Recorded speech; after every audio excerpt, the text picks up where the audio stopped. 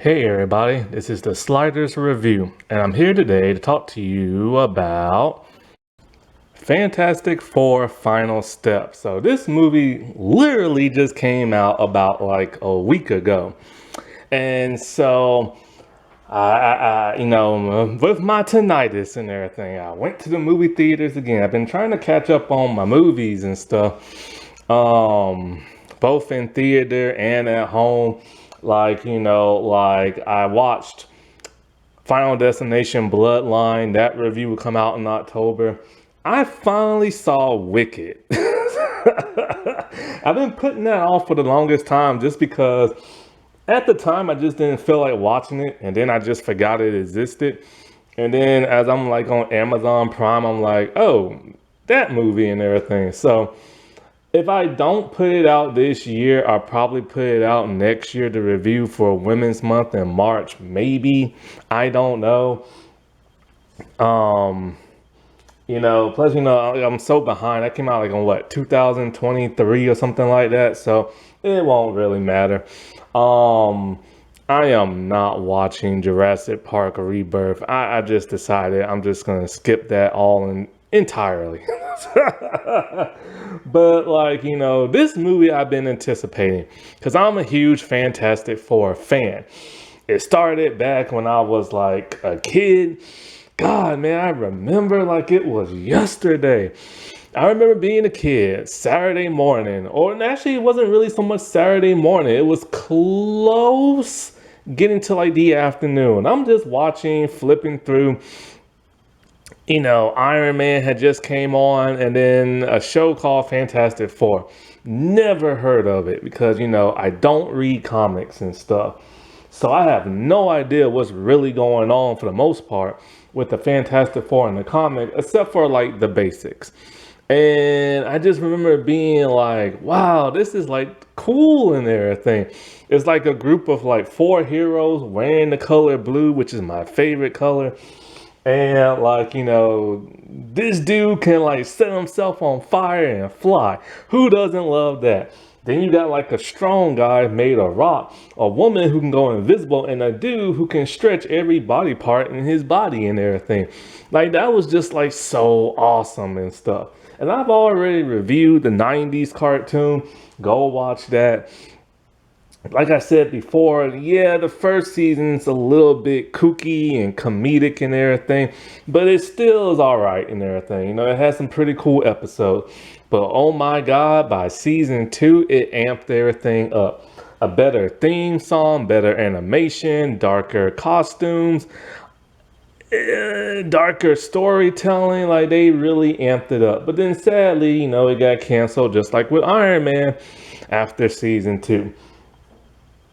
And so I really love Fantastic Four. I watched the early 2000s movie with Jessica Alba in 2005, no, 2003, I think it was. And then they came out with the Silver Surfer movie, or Rise of the Silver Surfer in 2005. I watched that. I really enjoy and love those two movies. I don't care what anybody says. Those are my movies and everything. I remember I watched those back when I was in college. I love those movies.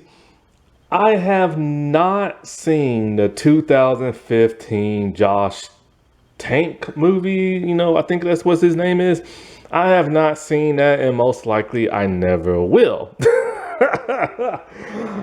Nothing in that movie really looks like Fantastic Four to me. That just looked all dark and grim and moody, and I just wasn't feeling that.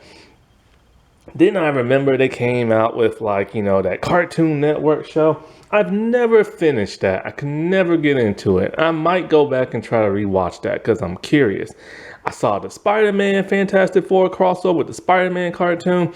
I saw Earth's Mightiest Heroes, the Avengers cartoon, the Fantastic Four showed up. I really enjoyed those two crossovers. And so when it comes to this movie, I actually really enjoyed this movie. This was a pretty good movie for the first movie of Phase 6 because Phase 5 was a disaster. And this is really the best thing Marvel has put out since, in my opinion, probably Doctor Strange, Multiverse of Madness, or Shang-Chi, because I really like those two movies. And so, like, 'cause I'm all for like martial arts movies, and like I love multiverse stuff and Sam Raimi. And yeah, that movie could have been a tad bit better and had some more multiverse type stuff, but in my opinion, it was still pretty solid. But yeah, this in my opinion, this is like the best thing since those two movies came out, because everything else has been like oh my god.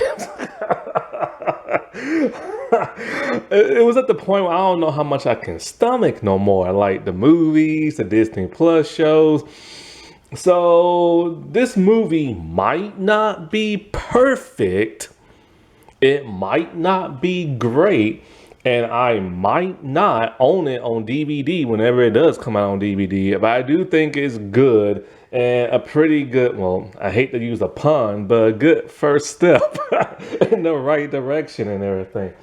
Because I've been getting really irritated with Marvel. If you've ever watched my videos on the MCU, you know I hate Marvel Disney baby humor. I hate that to death. Like, I'm sick and tired of it. I want them to get more serious. They could have comedic stuff for like levity here and there, but I don't want all that slapstick Thor Love and Thunder type crap humor no more. And I mean no more. Like, I'm just so sick and tired of that. And I saw a tiny bit for one point, like one part in this movie that kind of irritated me is when Galactus picked up Reed and he kind of started just stretching him. And I like the idea that he was stretching him, trying to kill him and everything, ripping him apart. But he had that smirk on his face. And for me, I don't like a Galactus that smirks. I like a Galactus that's very serious and everything, similar to the Fantastic Four cartoon, and especially the Silver Surfer cartoon, which that cartoon series, which I reviewed, go watch that, is very underrated.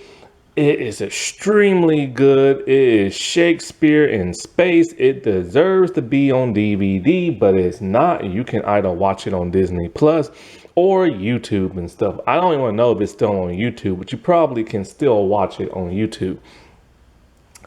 And so, like, yeah. So I've always been a Fantastic Four fan. And I finally now got to see baby Franklin. Like, this one kid I've been hearing about for so many years and everything. The only picture I've ever seen of him is him in his cowboy outfit. And his sister's not here yet. But, like, I've always been hearing about the most powerful, like, I think they call him, I don't know. I could have sworn in the comics they called him a mutant. But if he has the power cosmic in this movie, then technically he's not a mutant. But, you know, I've always heard about the most powerful being in the entire, like, Marvel comics. And so he's finally here and everything. And so, you know, there's a lot of good stuff with this movie. There's some slight bad stuff that kind of just irritate me here and there. There's a bit of a pacing issue. This movie desperately needed more action. This movie needed at least 10 to 20 minutes tacked on for some action. And I don't know, like, personally for me, I wanted the Fantastic Four to lose in this movie. I wanted them to lose. I wanted their Earth to be destroyed. I wanted them to somehow get slingshot through a portal to the MCU and then just have like Doom or somebody else like follow or something, you know? Like, that's what I was really hoping. And personally for me, I never needed the Fantastic Four or the X-Men to be on parallel Earths. Yes, I get it. Fox had the rights and they never wanted to give it up until the 2015 movie tanked because of Josh Tank. And so they finally gave the rights to that up. And it took this long just for them to, you know, put out a movie and everything. But in my opinion, all Kevin Feige had to do was to say, hey, the Fantastic Four was around in the 60s in the MCU. They fell through like a pocket dimension portal. They've been stuck there for so many like decades and everything, and they never age. It's as simple as that. They're always going off in space. Reed is always messing around with portals and pocket dimensions and stuff. They could easily get stuck somewhere like Janet Van Dyne and everything, and just never age, and and I would totally accept that. That's like an easy fix. I didn't need them to be from like another parallel dimension and everything. Same with the X-Men. If you could have easily said that, oh, back in like, I don't know, 60s and 80s, there was a lot of mutant oppression. So they just went underground and just stayed hidden. Not necessarily underground, but they just didn't expose themselves. And so, like, or you could have said that, like, since Wanda didn't know she had powers as a kid, she could have said no more mutants, and boom, no more mutants. And to give their powers back, they could have got it back when she died. Easy fix. They don't need to be on a parallel dimension and stuff like that.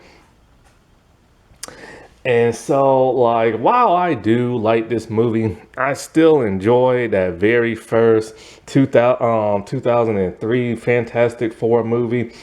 Because the thing with that movie is, one, they used their powers a heck of a lot more. Two, they had fun using their powers.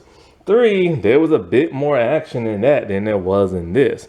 Four, the cast was just so much fun. Like, the thing about that movie is that when they wasn't using their powers and they were just like walking around and talking, their dialogue was always engaging. Like, it was always this like, hyperactive, like, and almost antagonistic, them about that, my camera died. Them always arguing and everything, like it was always something very engaging. Here in this movie, when they're not using their powers and they're not fighting and everything, when they tend to talk and walk around and stand around, it really slows the movie down like big time, and it's just kind of like it makes it a little boring. Like very boring. Like between the time what was that? Between the time after they first met, like the Silver Surfer, and then like I guess they built like a ship to like go and find Galactus and stuff. It was the most boring, like however many minutes that was, it was boring. And like every time they stand around and just start looking out windows and talking to each other, it was very, very, very boring. But in the first movie, you got Chris Evans, who was like a hoot. I love seeing the Thing getting so angry and everything because he was pissed about what happened to him. And I also like the realistic take that they took on the comic book. You gotta remember, back in the early 2000s, comic books were always seen as a joke. So they always had to like improve the source material to make it fit more in a realistic kind of world. Spider-Man did this, the X-Men did this. Heck, Stan Lee said he wished he would have came up with a genetic modified spider, like they did in the Sam Raimi movie and everything. So, with the 2000s Fantastic Four, they changed things here and there while still keeping to that of the source material, but alter it to the point where it felt more realistic and stuff. But yeah, so I will always love that. Well, technically the second Fantastic Four. There's another one, but that never came out. And speaking of which, I had no idea. The people from that very first Fantastic Four movie that never ever made it to theaters, they got to have like little tiny roles in this movie. That was great because they made that movie, it never came out, they never got their time to shine because apparently it was crap. But at least they got to be in this one, so that's cool. What would be even cooler if do the multiverse right with the Fantastic Four. Like, have the older ones from that first movie show up in like MCU movie. It's an alternate version. And then have the people from the 2003 show up because I really miss that cast. And I'm pissed that none of them are in Doomsday and everything or Secret Wars and everything. Like, it was nice to see Chris Evans play Johnny Storm again in that Wolverine Deadpool movie, but that was an alternate version from the 2003 one because I don't believe for a second that's the same one. But, like, yeah, it'll be nice to see them again. And so I really enjoyed the costumes in this movie. You had Johnny and Thing wear the exact same costume with the same pattern and stuff. Reed, he needed white in his collar area, like he just did. He was too bare up there, but I get it. It's kind of a nod to one of these costumes they had where it was like all blue and a tiny black collar that goes around the collar section like a shirt. Sue had the most comic accurate costume. And I wish they could have all just worn the same costume and everything. But it was kind of a play on all the newer, like, Fantastic Four costumes where they kind of alternate between each other and have their own identity and stuff. So I get that. I'm also glad that Doctor Doom was not the central villain in this movie. We've had enough Doom in Fantastic Four movies and stuff to where they needed badly a new villain. There is still nods to Victor Von Doom. Whether or not he is Doom or not, that is the question. And of course, there is the end credit scene. But we don't know who, well, we know it's Robert Downey Jr. version, but,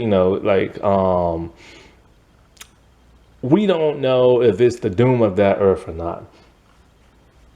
And so, trying to think of what else. I guess I can get into the details of the production and stuff now.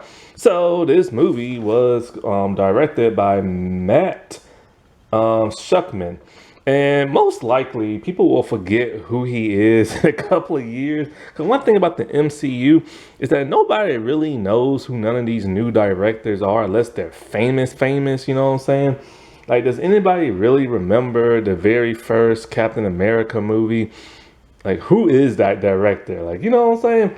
So he'll just disappear. This is like the second movie he's ever made. He's done a bunch in television, directing and stuff. They're on Earth, what is it, 828.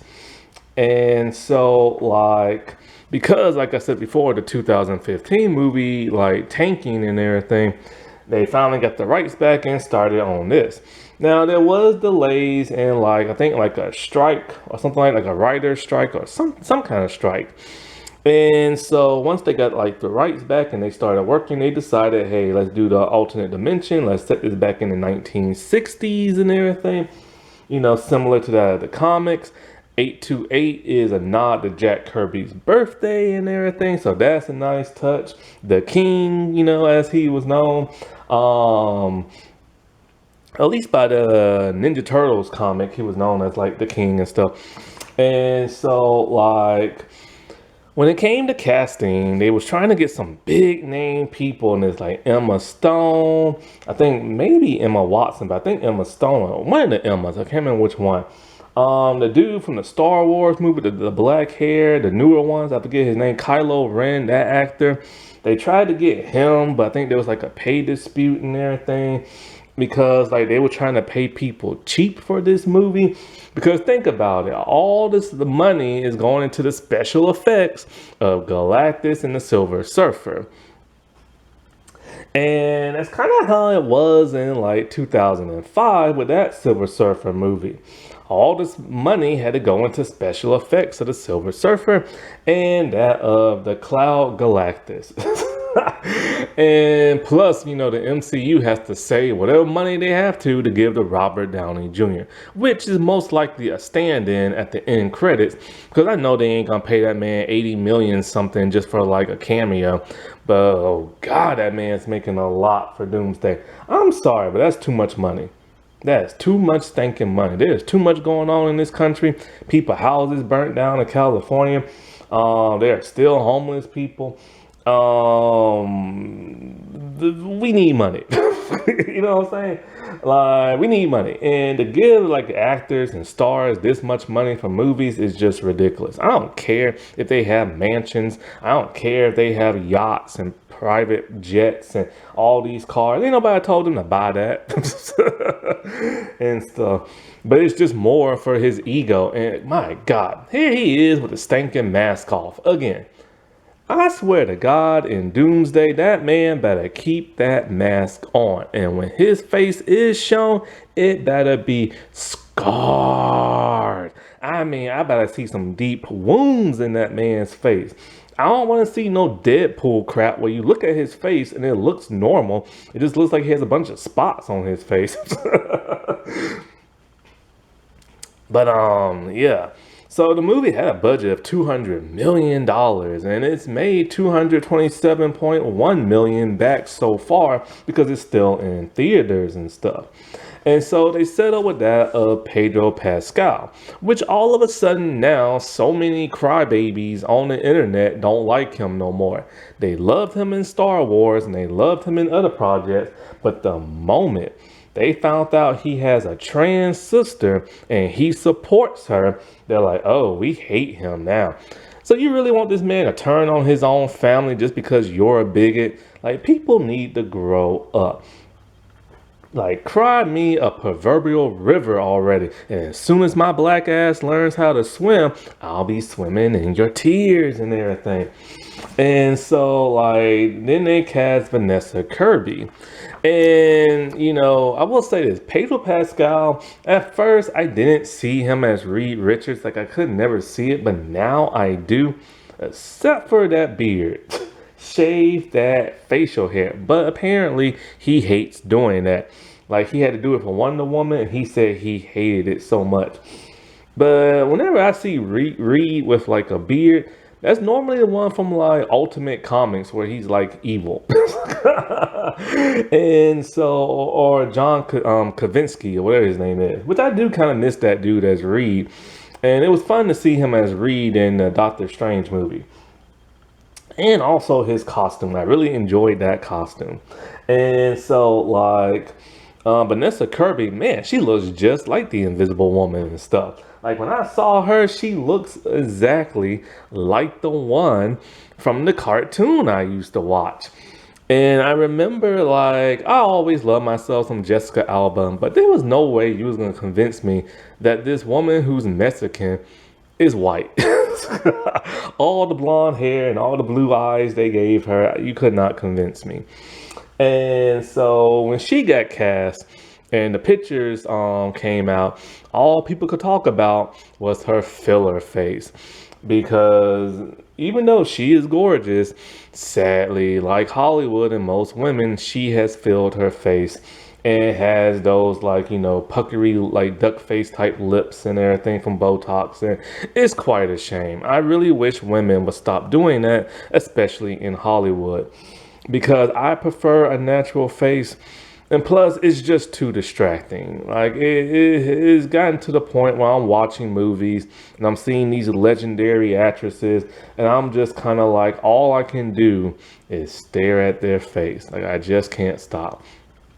And it's never, I'm never staring in a good way. And so, like, Joseph Quinn, he played Johnny Storm.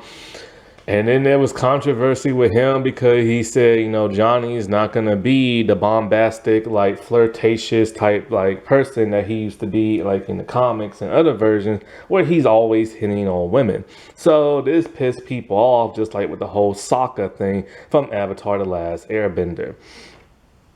He was okay as Johnny. I do miss Chris Evans because Chris Evans was just, like, hilarious. But the problem with Chris Evans was that Johnny is both a serious and a very silly, immature person, but they wrote Chris Evans' Johnny to be like 100 or 1,000 times more sillier in their movie. And so, like, I always thought that was kind of weird. I'm like, why is he so silly and everything? But in this version, he's only a little silly. But he seems too serious at the same time. He also looks older and stuff. And Joseph has some very, very dark brown eyes, and it looked like his eyes were black and he was being possessed. Like in some type of like Buffy demon type thing. So all I could do was just stare at his black eyes and stuff. Now it was neat how they gave him that Jack Kirby like Human Torch like lines in like his clothes whenever he lights up. But they didn't give him the bald head. I'm glad. I've always hated the bald head. I know they did that in Tank's movie. And then we have this other actor who I've never, well, technically, the only person I've ever heard of in this movie was Pedro, and a couple of the side characters. But what's his name? Is it Ebon Moss something? I can't remember his name. I can't even remember. It's something with a K, and he played Ben Grimm. And so he has that light sounding voice that I remember Ben having in like the cartoon. I remember in the other movie they gave him kind of more like a distorted type lips and a more modern day look and everything. Here they stuck directly to the comics with the unibrow and then that beard. The beard was stupid. I'm sorry, but it was stupid. And so like the CG, it looked like CG. Ooh, excuse me. I wish they would have went practical. I mean, they put him in clothes throughout the entire movie. Why not just make the head and the hands practical? Like, you know what I'm saying? Like, I wish they did not go that route because sometimes when he moved around, you can tell it was CG because they didn't have the money for him because it went to like, you know, Silver Surfer and the rest of the graphics and stuff. Julia Gardner, she plays Shalla-Bal, the Silver Surfer, and there was so much controversy with that. My God, I think I've already made a video on that. It was just a bunch of crybabies crying because she's a female and not Nora Red, and then somebody complained about, oh, we see her feet, she's not wearing boots, and it was just one thing after another. Now, long time ago, I said I preferred the look of Nora Rad from the other movie because I'm a huge Nora Rad Silver Surfer fan. And while I would prefer to have Nora Rad, I'm cool with this version and everything. And back then I said like, you know, I preferred the look of him over her, even though the 2005 one, you can clearly tell it is CGI. I will say now her look is a bit better. Her metallic look looks more harder and everything. Now the VFX are finished, but I still prefer his look better. I just don't like the shininess of the computer look with his look, but I still prefer his look better. But her look was really cool. And who is the dude? Ralph something who played Galactus and everything. Ralph. What's his name? I can't think of his last name. Ralph something. But he played Galactus. And that man put on an actual practical suit with a headpiece. I am impressed. He still looked like CGI goopity goop for the most part, but not that bad, even though he was practical and they had like smaller stuff around him, but he still looked like CGI. And so, but I do appreciate them actually giving us a humanoid looking like Galactus and a practical suit. And so the dude from Cobra Kai, I think his name is Jake. I don't know. I can't remember his name. Anyway, the dude from Cobra Kai, the big guy, he was Mole Man in this. I've never liked Mole Man. I get it. I think he's like what the first villain they ever fought in the comics. But I've never liked Mole Man. I've always found Mole Man to be stupid. But I think Alicia. I think Mole Man is her father, I think. which there was no Alicia in this movie, to better flesh out the whole like Silver Surfer story arc. This is the second Silver Surfer movie to where she's not a big part of the movie. She was in the other one, but she didn't have a big part. The redeeming quality is always um a Storm, well, Sue or Johnny that redeems the Silver Surfer. They just won't do it like in the comics for some bizarre reason. I don't know why. But Natasha Lyonne, she plays a brand new character who Ben kinda has a thing for, but she's not Alicia. This movie kinda skips that of the origin story, which is something I'm noticing in a lot of superhero comics. Personally, for me, I prefer an origin story. If this is your new rendition of like a superhero, I want to see that origin. I want to see what they are about. But you get glimpses of the origin in a very cool way. Now, the Fantastic Four has always been known for doing television appearances and this and that. And so when they do it in a very cool way, we do get to see that origin in clips and a little narration. And my jaw dropped as I saw like part of like the Fantastic Four intro for the second season show in like the flashback, because we all know, you know, they hopped on a rocket, they went into outer space, they got bombarded by like cosmic rays, they turned when they came crashing back, then they fought whatever that green thing was. I remember that from like the intro and that cover from like the comics. So that was cool to see and everything. So we can't spend that much time on their villains. So we get like a montage of them fighting their villains and them running around and using their powers very briefly. I appreciate the montage and everything. I would have preferred for them to have an actual secondary villain in this movie, for them to constantly fight. They gave them Mole Man, and you know I don't like him. I felt Mole Man extended his welcome after he got defeated. He should have just left and never came back. So I wish they would have gave them like a different villain to fight all throughout this movie as they're trying to deal with the whole Galactus thing. That would have been nice, because no matter what, even in this movie, the MCU still has a villain problem. They really and truly do. Because Galactus is barely on screen, and so is the Silver Surfer and everything. Like, it's weird.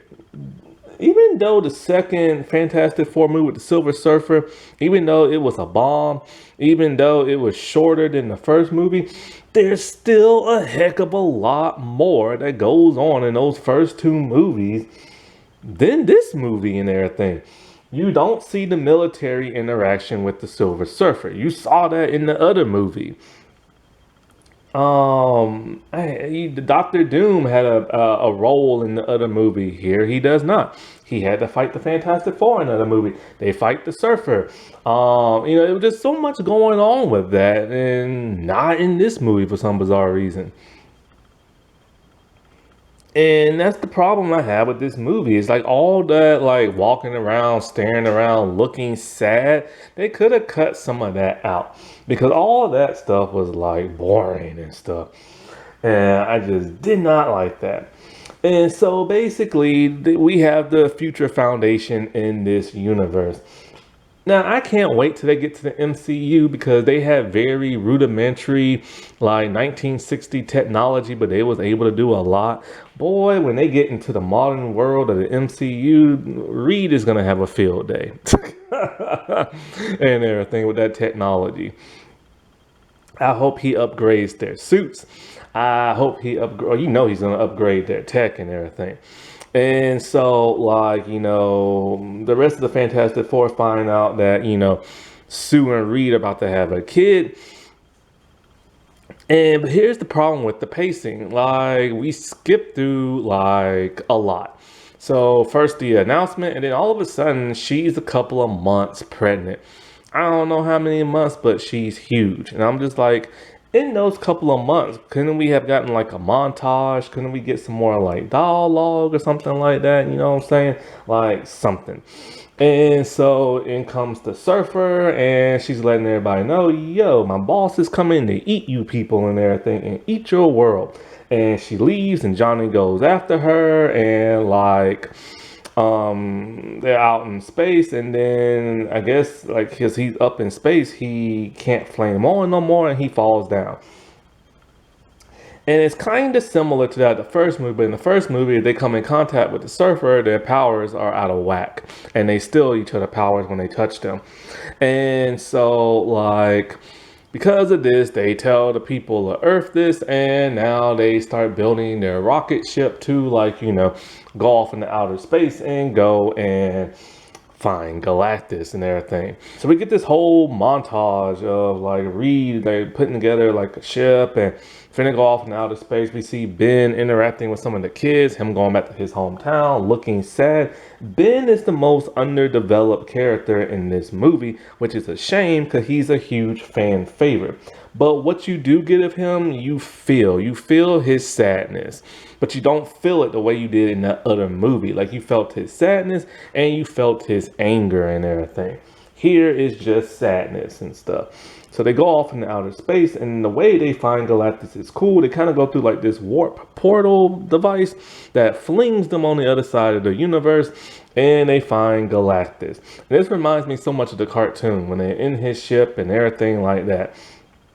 And so he scans them and realizes Sue is pregnant and be like, look, give me your baby and I'll spare your planet. And so they try to talk him out. Oh, I forgot the other controversy. So then there was controversy about Sue Storm being the girl boss and taking over the movie. That never happened whatsoever. It is very much still Reed is the leader of the Fantastic Four. But of course, the crybaby grifters have to find something to grift about. So they made up this like lie and they ran with it and stuff because one person lied on Twitter and they just ran with it, trying to ruin this movie and stuff. But anyway, so they trying to talk and like, look, man, you ain't getting our baby and this and blah, blah, blah, blah. So they head back to the ship. The surfer goes after them. And it's a really disturbing scene of the surfer just phasing through the back of the ship and putting her hand inside the womb of Sue. And so they blast off and everything, and she's following them. And the special effects are very good. There wasn't much action with this, but I still appreciated what I saw. And you got Sue just straight up like Johnny kill her and everything.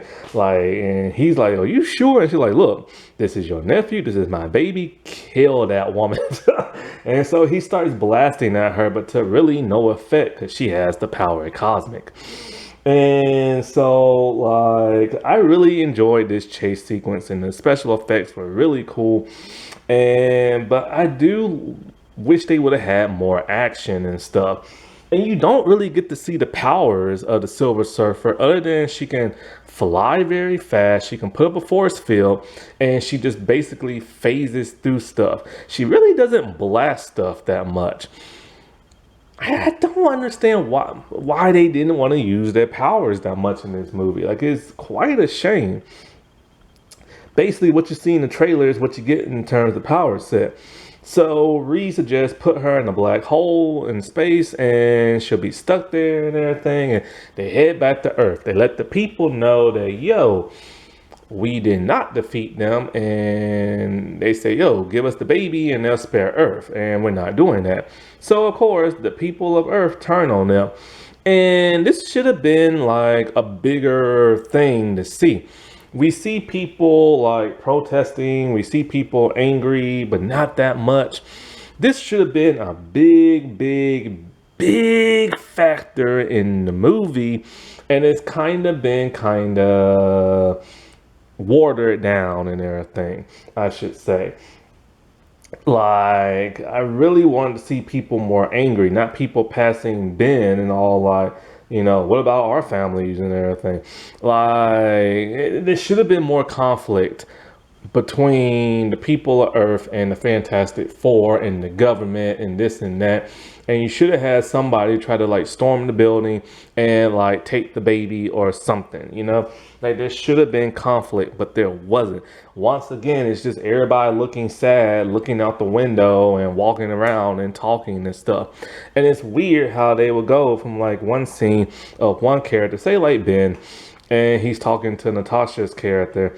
And then 1 second later, you see him with the group in a completely different location. The pacing is the formatting of the editing is very weird. So then he comes up with the idea of, hey, why don't we just move the Earth and everything?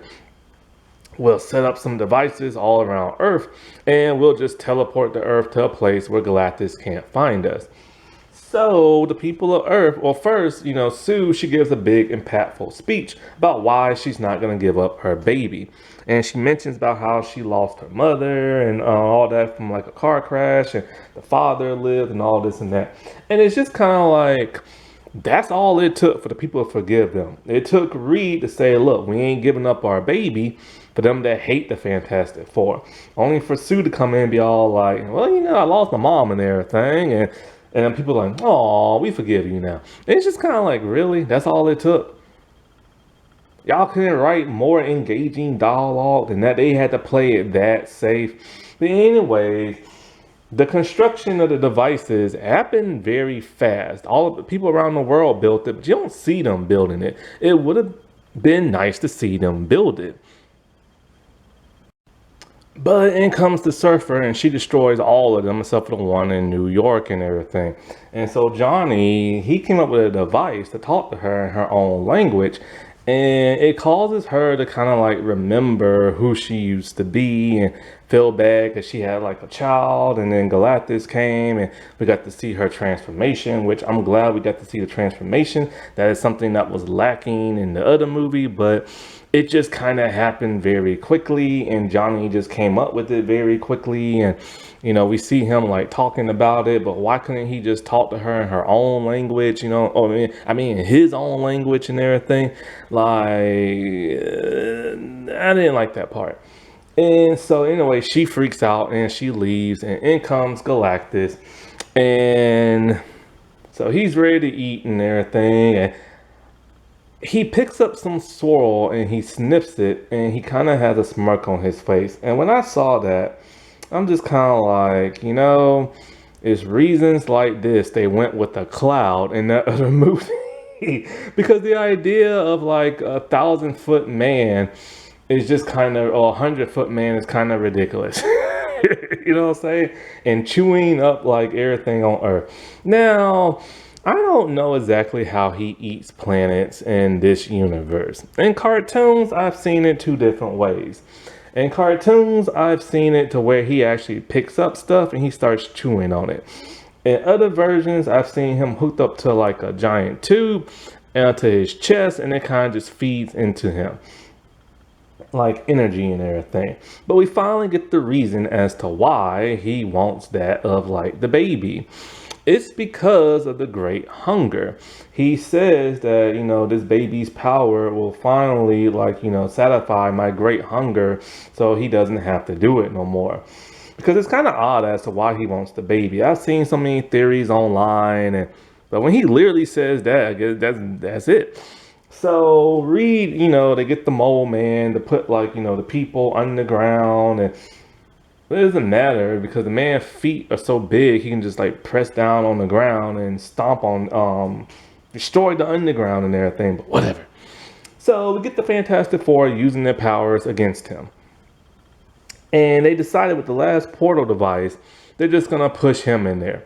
And that's literally what Sue does. She sees he's trying to get the baby. He has the baby in hand. She's using her invisibility powers to push him.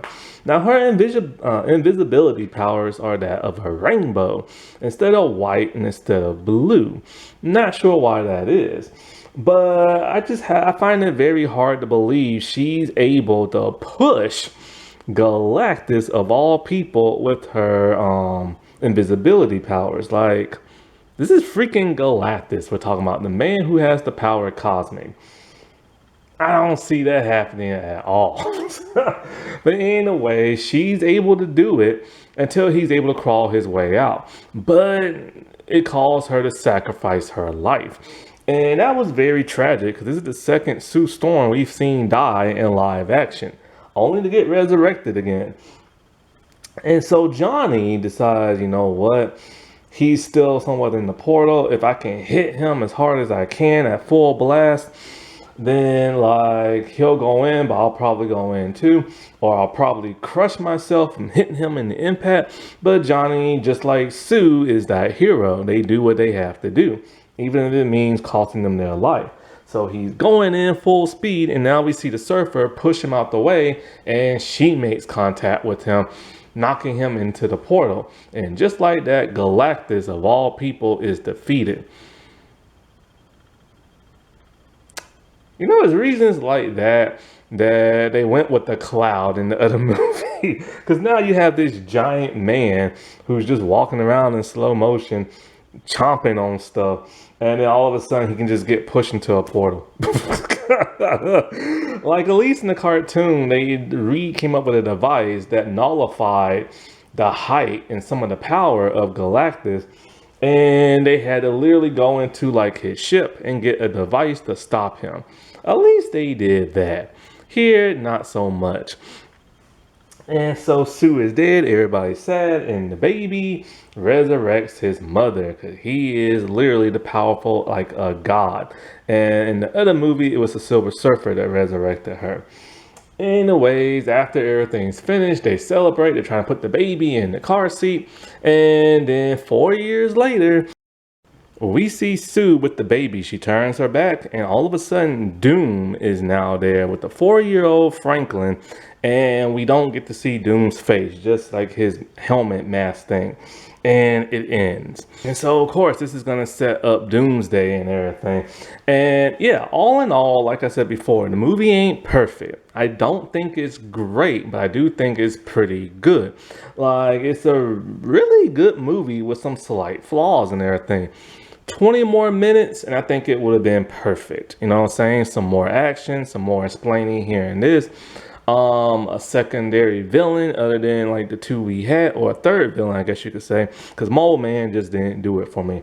And it's just like more action between like a battle with Galactus and the Surfer and the Fantastic Four would have made this movie, in my opinion, just like perfect and everything. Because it's one of those things we've been dying to see for a very long time. 20 freaking years to be exact and everything, you know? But yeah, like I said before, and this is a pretty solid movie. It's really good. It's not great. There are some flaws here and there, like not letting Natasha Lyonne's character be Alicia. Oh, by the way, it was Puppet Master that was her father, not Mole Man. And so, like, why not just make her that character? I mean, she's played a blind woman before in Blade Trinity.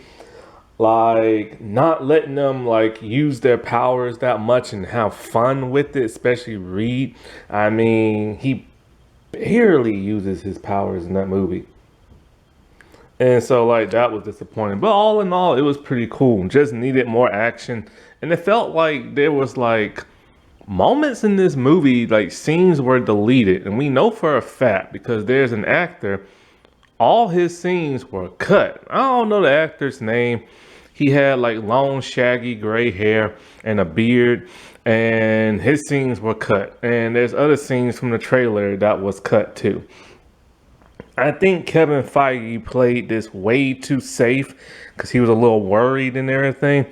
Because, you know, a lot of people have been doubting him and all the in the MCU and everything. But like, you know, that's what happens when you don't oversee all your projects and you just let all these creators do whatever they want. And, you know, because the better movies is when Kevin Feige, you know, had a huge grip on them. But even sometimes when he had a huge grip on them, he still made dumb decisions and stuff. But it's kind of like, I don't know. I will always favor the first. Oh, I gotta stop saying the first two. Um, the second and third Fantastic Four movie. Because technically there is a first movie, like I said before, it just never came out. And oh, by the way, I think it came out in 2005, not 2003. My bad. But I will always like those Jessica Alba movies a heck of a lot more. I don't care what anybody says. Those were good movies and everything. They did so much in the small runtime they had. And when VFX were really kicking off back in those days, I mean, they really tried. At least they tried to give them their powers and do things with them. Unlike this movie. And but one problem I did have with that movie was the way Sue was portrayed in like the first. I gotta stop saying the first. I'm just gonna say the first two movies. And like she was always just mean and rude, and they made Johnny too much of like the hero who only fights people and stuff. And Doom wasn't Doom enough, you know what I'm saying? And so like, but other than that and the whole space cloud thing, those were good movies, and that Silver Surfer movie back in the day was good. Nobody wants to admit it because everybody wants to cry over a space cloud and everything.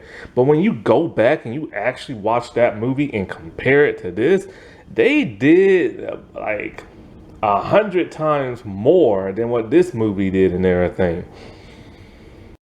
Alrighty, well, I'll talk to y'all later. Bye.